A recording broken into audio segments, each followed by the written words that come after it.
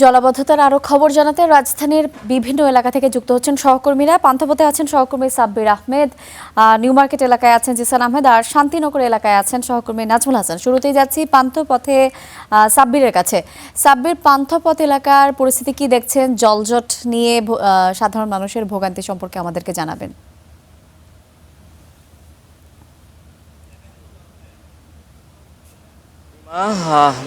দেখতেই পাচ্ছেন যে এই সড়কটিতে রয়েছি, সেই সড়কের ঠিক দুপাশে প্রচুর পানি জমে আছে। আর এই পানি জমে থাকার কারণে এখানে চলাচলকারী যে সাধারণ মানুষ রয়েছে তারা আসলে চরম ভোগান্তিতে পড়েছেন। এবং আজকে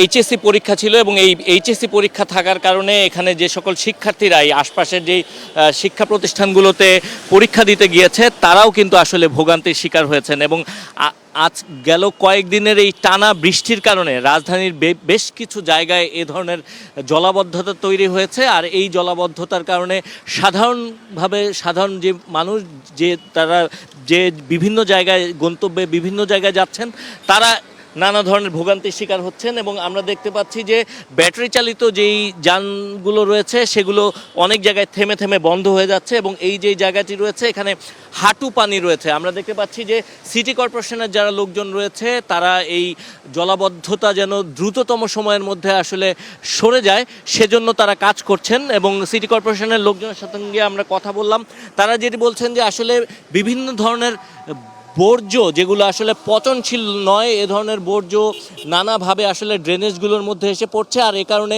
ড্রেনেজ যে সিস্টেম সেই ড্রেনেজ সিস্টেমটা বাধাগ্রস্ত হচ্ছে। এবং এ কারণেই আসলে অল্প সময়ের মধ্যে বেশি পরিমাণ বৃষ্টি হলেই মূলত আসলে এই পানিগুলো জমাট বেঁধে যাচ্ছে এবং এই জমাট বাঁধার কারণেই মূলত এই জলাবদ্ধতার সৃষ্টি হচ্ছে। এবং আবহাওয়া অফিস যেটি বলছে যে আজকে যে পরিমাণ বৃষ্টিপাত হয়েছে এই বৃষ্টি ধীরে ধীরে কমতে শুরু করবে। এবং রাজধানী ঢাকায় যে বৃষ্টি আজকে রেকর্ড করা হয়েছে, গেল 27 ঘন্টায় 110 মিলিমিটার বৃষ্টি রেকর্ড করা হয়েছে, এই বৃষ্টি ধীরে ধীরে কমতে শুরু করবে। তবে অন্যান্য যে এলাকা রয়েছে অর্থাৎ উত্তরাঞ্চলের যে এলাকাগুলো রয়েছে সেখানে ভারী বৃষ্টিপাত হবে। পরবর্তীতে আগামী 16 জুলাই থেকে আবার পুনরায় এই ভারী বৃষ্টিপাত হওয়ার সম্ভাবনা রয়েছে এবং সারা দেশে এই বৃষ্টিপাত হবে। তো এই ছিল আমার কাছে এই মুহূর্তে রাজধানীর গ্রিন রোড এলাকা থেকে যে জলাবদ্ধতা বৃষ্টির কারণে তৈরি হচ্ছে সে ব্যাপারে সবশেষ।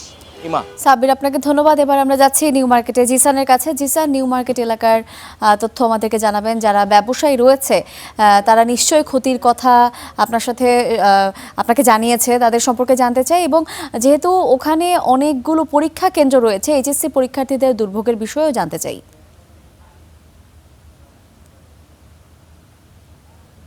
ইমা, প্রথমে জানিয়ে রাখি যে চট্টগ্রাম, বান্দরবন সহ দেশের বেশ কয়েকটি জেলায় বন্যা, ভয়াবহ রকমের যে বন্যা হয়েছে এবং গেল কয়েকদিন ধরে যে টানা বৃষ্টি, সেই বৃষ্টিতে রাজধানীতে জলাবদ্ধতা দেখা দিয়েছে।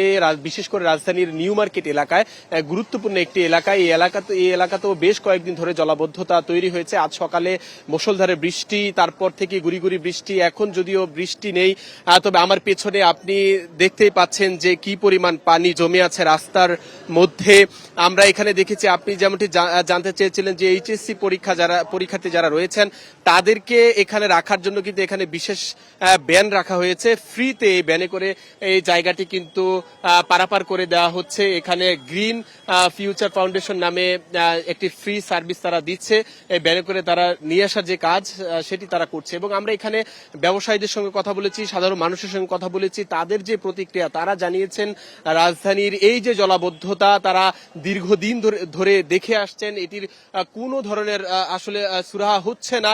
এবং তারা তাদের যে ক্ষোভ সেটি জানিয়েছেন, বলছেন যে ড্রেনেজ ব্যবস্থা নিয়ে বিভিন্ন যে সরকারি আসে তারা প্রতিশ্রুতি দিয়ে যাচ্ছেন, মেয়র যারা থাকেন তারাও প্রতিশ্রুতি দিয়ে যান, কিন্তু কোনো ধরনের বাস্তবায়ন হয় না বলে তারা আমাদেরকে জানিয়েছেন। এবং তারা বলছেন যে নতুন করে তারা স্বপ্ন দেখছেন, নতুন যে সরকার আসছেন তারা এই ব্যবস্থার যে জলাবদ্ধতার যে মানুষের যে দুর্ভোগ সেটির কথা মাথায় রেখে তারা দ্রুত পদক্ষেপ নেবেন, সেটি তারা এমন প্রত্যাশার কথা জানিয়েছেন। এবং তারা বলছেন যারা দুর্নীতি করছেন, এই কাজগুলো সঠিকভাবে করছেন না, সেটিও তদারকি যেন সরকার করে, এমন দাবি তারা তুলেছেন।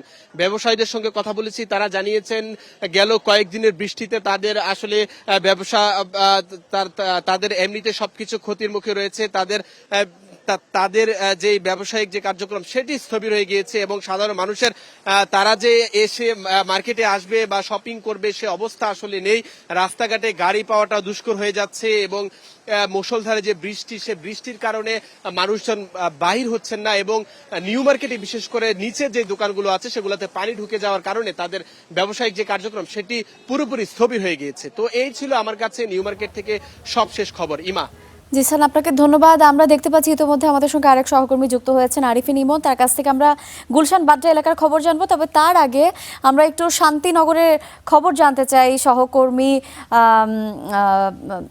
নাজমুলের কাছ থেকে। নাজমুল, আমাদেরকে একটু জানাবেন যে শান্তিনগরের সার্বিক পরিস্থিতি কেমন দেখছেন, জলজট এবং যানজটের কারণে মানুষের ভোগান্তির বিষয় আমাদেরকে জানাবেন।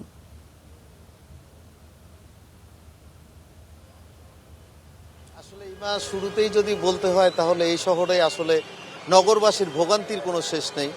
নতুন ভোগান্তি যদি বলতে চাই তাহলে প্রতি বর্ষায় যে চিত্র দেখা যায় সে চিত্রটাই আসলে আমরা দেখতে পাচ্ছি। ভারী বর্ষণের ফলে একটু যদি দেখানোর চেষ্টা করি, শান্তিনগর যে প্রধান সড়ক সেই সড়কটিতে যে অবস্থার সৃষ্টি হয়েছে, জলাবদ্ধতা হয়ে এখানে আসলে আশেপাশে পানির রং যদি দেখতে পান, পানির কালার একেবারেই ঘোলাটে পানি। তার মানে হচ্ছে ময়লা আবর্জনা সহ, যেহেতু এখানে পাশেই হচ্ছে শান্তিনগরের একটি কাঁচা বাজার রয়েছে, অর্থাৎ এই পানিগুলো একেবারে ঘোলাটে এবং ময়লা আবর্জনা যুক্ত পানি। এবং এই পানিতেই আসলে কিচ্ছু করার নেই। রাজধানীবাসী, নগরবাসী যারা আছেন তাদেরকে এই পানি পেরিয়েই অথবা কর্মস্থলে অথবা অফিসে অথবা শিক্ষার্থীদের কথা যদি বলি, তারা এই পানি মারিয়েই তারপরে স্কুল, কলেজ, বিশ্ববিদ্যালয় শিক্ষার্থীরা তারা তাদের গন্তব্যে যাচ্ছেন। এবং দুঃখজনকভাবে বলতে হচ্ছে, আমরা অনেকের সাথে কথা বলছিলাম, আসলে আজকেও এইচএসসি পরীক্ষা ছিল এবং এই ভারী বর্ষণে, অতিবর্ষণে এইচএসসি পরীক্ষার্থীরা অনেকেই ভিজে ভিজে আসলে তারা স্কুলে, কলেজে গিয়েছেন, বিভিন্ন যেখানে সিট পড়েছেন সেখানে। এবং তাদের অভিভাবকদের সাথে কথা বলছিলাম, তারা যেমনটা আমাদেরকে জানাচ্ছিলেন যে আসলে এই বৃষ্টি ভেজা যদি শিক্ষা অধিদপ্তর থেকে অথবা শিক্ষা মন্ত্রণালয় অথবা শিক্ষামন্ত্রী যদি এই জিনিসটা আসলে একটু সুনজর দিত, যেহেতু আবহাওয়ার খবর এখন আগের থেকে পাওয়া যায়, সেই অনুযায়ী যেহেতু বৈরী আবহাওয়া কয়েকদিন ধরেই চলছে, এই পরীক্ষাটা যদি স্থগিত করা যেত তাহলে শিক্ষার্থীদের জন্য ভালো হতো, অভিভাবকরা এবং শিক্ষার্থীরাও জানিয়েছেন। তো জলাবদ্ধতা নিয়ে শান্তিনগর থেকে এই ছিল সবশেষ তথ্য। ইমা। নাজমুল, আপনাকে অসংখ্য ধন্যবাদ। এবার যাচ্ছি ইমনের কাছে। ইমন, আমাদেরকে বলবেন যে আপনি যেখানে আছেন গুলশান বাড্ডা এরিয়াতে আসলে কেমন দেখছেন জলাবদ্ধতার খবর, এবং আমরা দেখতে পাচ্ছি যে আপনার পিছনে মানুষজন জড়ো হয়ে আছেন, তারা রাস্তার উপর দিয়ে যে পানি, লেকের পানি, রাস্তার পানি যে এক হয়ে যাচ্ছে সেই দৃশ্য দেখছেন মানুষজন। আপনি বিস্তারিত আমাদেরকে জানান প্লিজ।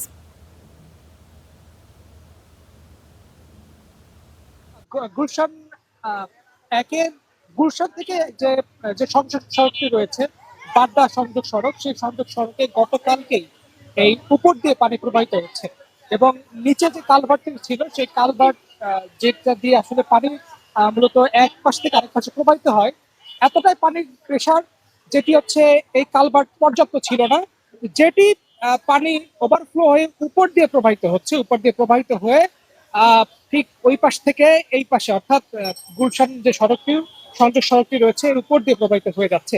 এবং গতকাল 10টার দিকে মূলত এটি হওয়ার পর থেকে এখন পর্যন্ত এটি চলমান রয়েছে। সাথে দেখা যাচ্ছে যে ইতিমধ্যে এখানকার যে রাস্তা ভাঙা শুরু করেছে এবং গতকালকে যে ফুটপাতের যে পাশটাতে আসলে ফুটপাত, সেই ফুটপাত পর্যন্ত থাকলেও এখন দেখতে পাচ্ছি সেটি সড়কটি ইতিমধ্যে প্রায় অর্ধেকে নেমে এসেছে, অর্থাৎ অর্ধেক ভেঙে ভেতরের দিকে ঢুকে গেছে। যেটি দেখতে পাচ্ছি যে এখানে রাস্তাঘাট, মানুষজন তারা চলাচল করছে, তাদেরও কিন্তু চলাচলে অনেক অসুবিধা হচ্ছে। সাথে দেখা যাচ্ছে এখানে যে রাস্তাঘাটের যে চলাচল, এই রাস্তাঘাটের চলাচলও বিঘ্ন ঘটছে, যেহেতু এই সংযোগ সড়কটি দুই পাশের এক পাশ রাস্তা আটকে দেওয়া হয়েছে, আরেক পাশ থেকে আসলে দুই পাশে এই রাস্তাটি পারাপার হচ্ছে, যার কারণে এখানে তীব্র জ্যামেরও সৃষ্টি হয়েছে এবং আশেপাশে কিন্তু বেশ কয়েকটি জায়গায় কিন্তু পানি দেখা গিয়েছে। ইমা, এই হচ্ছে আমার কাছে এই গুলশান এলাকা থেকে যে সংযোগ সড়কের সর্বশেষ তথ্য। ইমন, আপনাকে ধন্যবাদ।